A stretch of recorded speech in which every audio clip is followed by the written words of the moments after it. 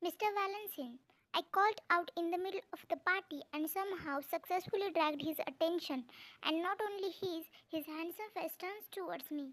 Those blue eyes were deep as the ocean, his perfect features restored like a masterpiece, and his silky hair fell on his forehead.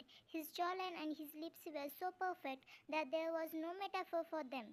You destroyed my family. You need to pay me now. I continued shouting, ignoring it all. There was a small smirk on his lips. As he gave a small look to the DJ, music slowed down and the cheese to the exist. What do you want, lady? His voice was sexy. Attention. Well, there you go. My blood boiled from his words. I don't want any fucking attention.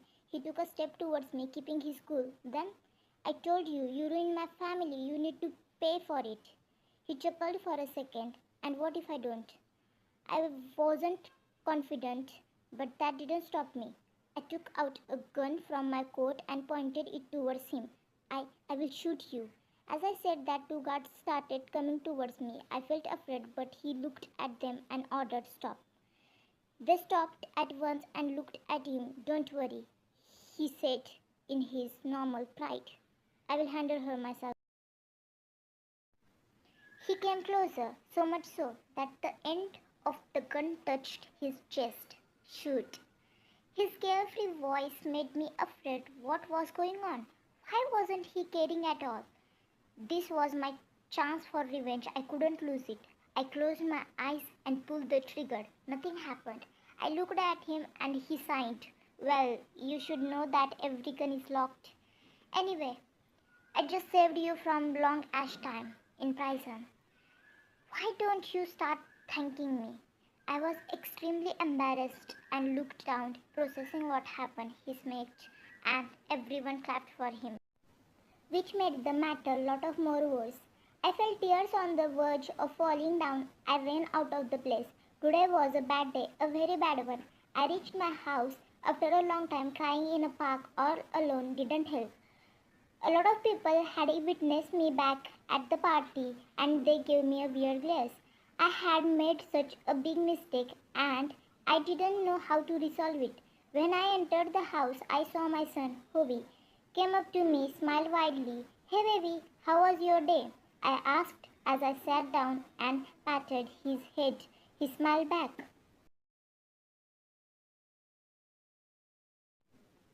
It was good, Mama. No one make a fun of me anymore after I took a fight to honor. I feel so happy. I hugged him and then carried him inside the house. I told you, honey, you just need to be strong. Bobby was just 6 years old.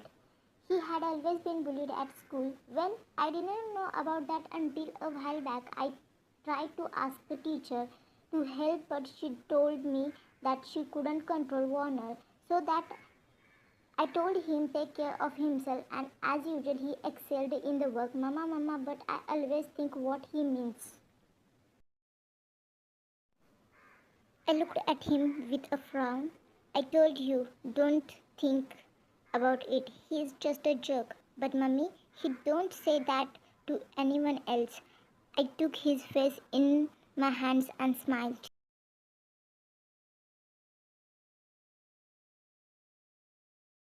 People throw stones at things that shine, honey. They only hurt people they think they are good. He let out a dramatic sign and chuckled. Okay, now chop chop, lunch is coming. He went to the dining table and continued to serve him the food. I'm Ryan, okay 25, and single mom. I don't take anything from others and get really angry when someone takes something from me, like that stupid billionaire did, Jungkook. I hate that name so much. That bastard, he killed my mom and called it an accident. I was walking on the road with my mom because it had a while since we hung out, and then it happened. His car accident. He didn't get hurt. My mom died. My family fell apart from that. Dad started drinking, and being a single mom, moved out of my dad's to save my son from all of the started a new life of my own. I lost my family that day, and I had been mustering up the courage to get justice till now. I can't lose like that. I can't let That psycho win. The alarm woke me earlier than usual. I rubbed my eyes and got up, checking on Hobie. After getting freshed up, I made breakfast and woke him up too. Today Dad was coming to visit us. He rarely does, but he heard what happened and wanted to talk about it. He couldn't deny him since he is the only family I had left other than my son. So completing all my chores, I rushed downstairs and tied up the rooms and doorbell rang at 10 a.m. Hello, Dad. I smiled as I opened the door. He flashed me a smile back. How are you, Ian? I'm good. I looked around and shouted, Hobie, Grandpa's here. He came running to the main room and his face lit up. He jumped and hugged Dad, and then I invited him in. We were talking normally for a while before he gave me a signal that he wanted to talk something else. I looked at Hobie with a warm smile. Hobie, could you go and do your homework now? Mom and Grandpa wants to talk about something. Okay, Mama. He went inside and looked at him. What is it? He took a deep breath. I got a really nice deal, Ryan. It was easily improved the living condition of both of us. What do you mean? Isn't your company dying? I asked, confused. My dad owns Kim Industry. It was very good in the international market for decades, but fell down in the last years. After mom died, apparently dad only cares about his alcohol.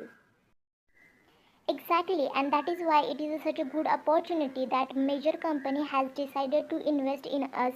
Which one? It doesn't matter. Leave the business matters to me. However, there is a condition, and for that I need you. I was a little confused by his weird talk, but nodded. Yeah. The boss wanted you to work as an employee in his company. Can you do that, Ryan? I had no business skills. I sat back. I don't know, but where's the harm? You will get stable job with a good pay and our company will rise again. So what do you say? I signed. I had no idea what he was talking about and why anyone would demand me to work for them, especially, but there seemed to be no one loose here. What work would I have to do? I asked the next sensible question. Oh, probably nothing big, just normal work, said he. From when? I asked. Whenever you are comfortable. How's tomorrow? He replied. I raised my eyebrows. Tomorrow? Yes, isn't it amazing?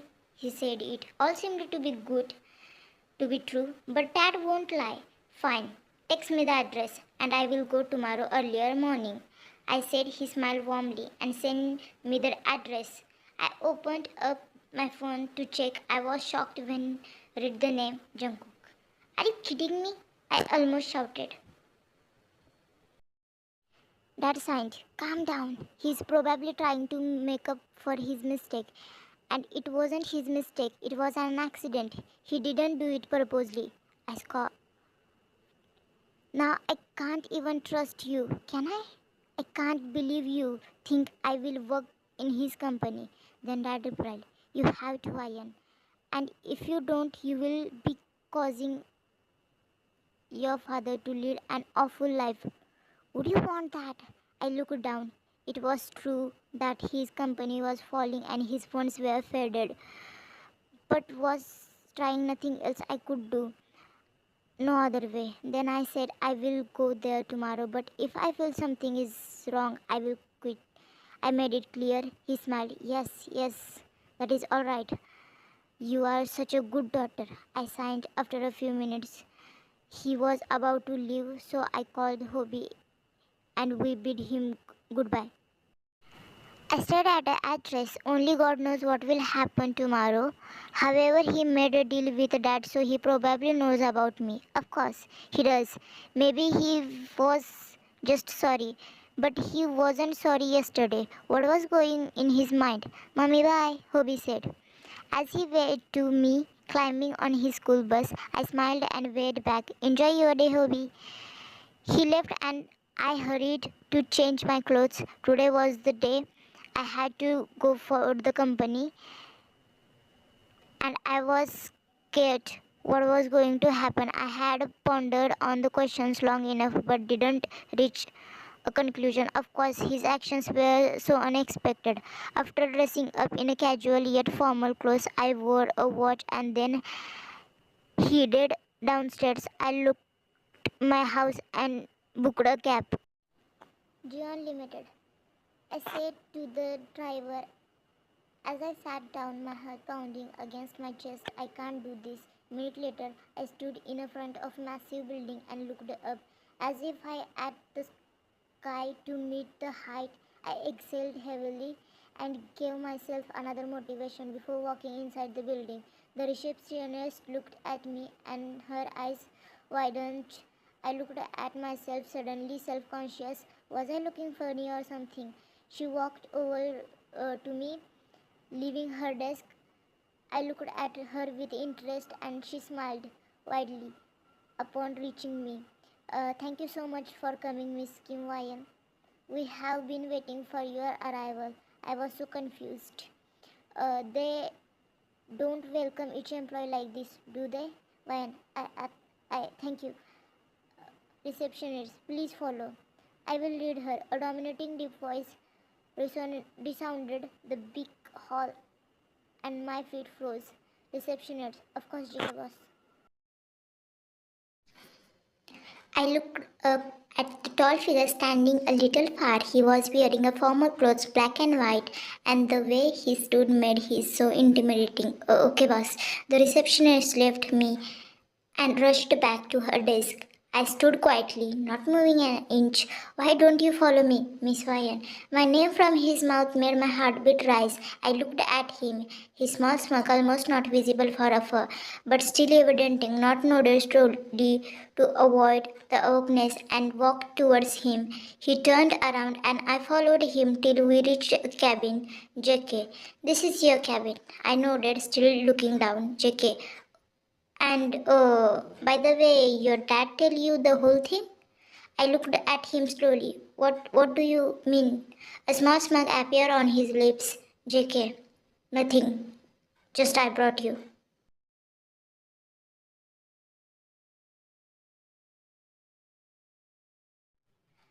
Nothing, I just brought you.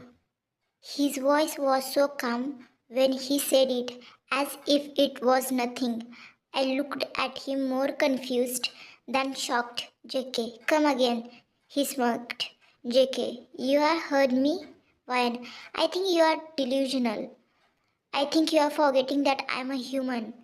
He stood against the wall. JK, that I brought you. You are a human? That I brought. Why? I think there is huge misunderstanding there. I am an JK, see, I don't care if your dad deceived you, but I have already paid $3 million in exchange for you. So don't waste my time. This time I stared at him with wide eyes. $3 million for me. Was that the investment Dad told me about Ryan? But I don't even know what you are talking about. I raised my voice. JK, shh, calm down, baby girl. He came closer and I took a small step back. JK voice down. When I was unable to form sentences, I couldn't decipher my own emotions. Was I feeling numb because my own dad sold me or because my greatest enemy owns me? JK, so sit down like a good girl and do work. When I don't believe you. I looked at him with a sharp eyes. When there is no proof. Oh, there is. He smiled at his victory. It is on your desk. I looked away from his possessive eyes and my gaze fell upon the papers kept on my desk. Rushing, I picked it up. It was a contract, a single paper transferring my rights from my dad's to Jungkook. I almost gasped as I saw Dad's signature. Those familiar signatures were now used for making my life living hell. How could he do this to me? I was just standing still when I felt his coming behind me. It was easy to recognize his presence used a very special colon. His was breath fanned the nape of his neck as he kissed it.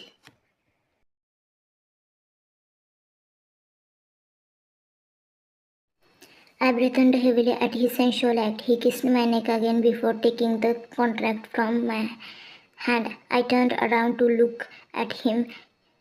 Ivan, what do you want from me? You already killed my mom and took everything, I said as reality cashed upon me. He smiled to himself and showed a smirk.